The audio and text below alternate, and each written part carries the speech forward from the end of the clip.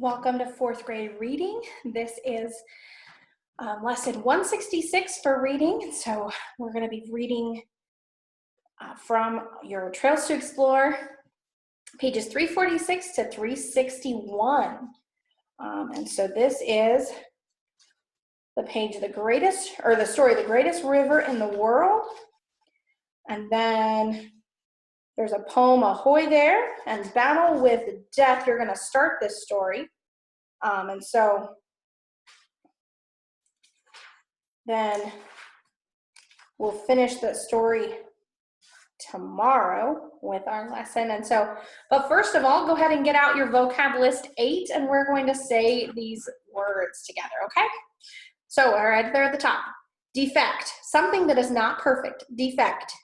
Disgraceful, bringing shame or disapproval. Disgraceful. Dose, I misspelled this one, guys. I'm sorry. Dose is D-O-S-E. So you can cross out that E. Dose, a specific amount of medicine to be taken. Dose. 8, hoard, to hide away money or goods, often for selfish reasons. Hoard. Immune, protected from getting a certain disease. Immune. Optical, visual, having to do with sight. Optical. Preliminary, coming before an event. Preliminary. Prestige, a high level of honor among others. Prestige. Vaccinate, to give medicine to protect against a disease. Vaccinate. Vast, very large in size or area. Vast. Let's say those again. Remember, dose, you can cross out that E in the middle. Defect, something that is not perfect. Defect. Disgraceful, bringing shame or disapproval. Disgraceful. Dose, a specific amount of medicine to be taken. Dose. Hoard, to hide away money or goods, often for selfish reasons. Hoard. Immune, protected from getting a certain disease. Immune. Optical, visual, having to do with sight. Visual. Preliminary, coming before an event. Preliminary. Prestige, a high level of honor among others. Prestige. Vaccinate, to give medicine to protect against disease. Vaccinate. Vast, very large in size or area. Vast. All right, so we're going to be looking at The Greatest River in the World by Catherine O'Pare. Samuel Clemens grew up in Hannibal, Missouri, a town that lies on the banks of the Mississippi River. When Sam was a young man, he learned to pilot steamboats up and down the Mississippi River. This job affected the rest of his life and his writing. In the book Life on the Mississippi, he wrote about some of his experiences as a pilot. Today's story tells about his training to become a steamboat pilot, okay? You may have heard of Mark Twain, the famous author of Tom Sawyer and Huckleberry Finn. Did you know that Mark Twain was not his real name?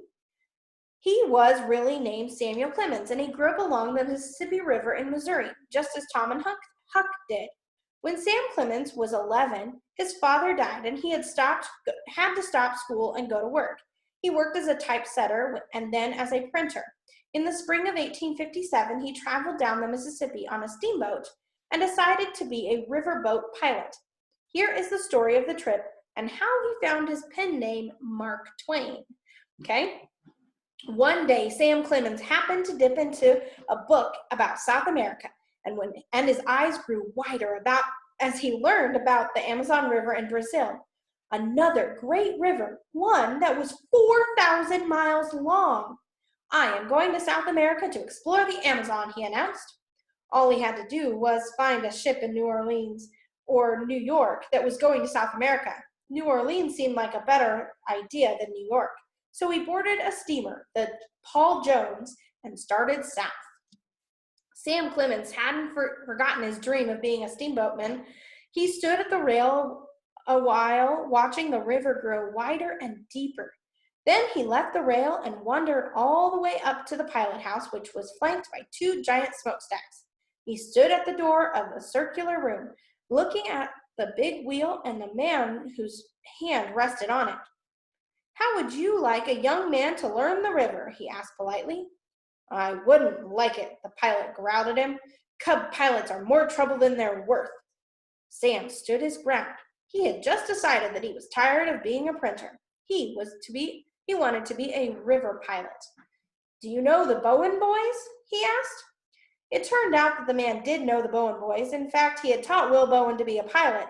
After that, the pilot grew more friendly.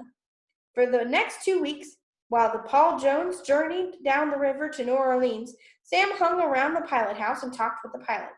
The man standing at the big wheel had been on the Mississippi for many years. He had experienced great adventures. He had narrowly escaped death at the hands of a man who traveled the Mississippi. His steamship had almost exploded more than once, or so he said, and so Sam believed. Sam hadn't yet learned that rivermen were full of tall yarns or tales, story that seems exaggerated or hard to believe. All right, so that's that start of that story, so I'll let you finish that. The poem Ahoy there, when you see one of your friends on the street, you would greet him by saying hi. Sailors greet other sailors by saying ahoy. All right, so you're going to read that little poem. It's not very long. And then the story Battle with Death, you're going to start.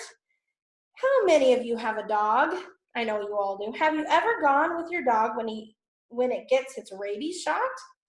100 years ago, there were no rabies shots, and if a dog got rabies, anyone who was bitten by the mad dog was in danger of dying too. Today's story tells of a famous scientist who wanted to find a cure for this terrible disease. Okay? So,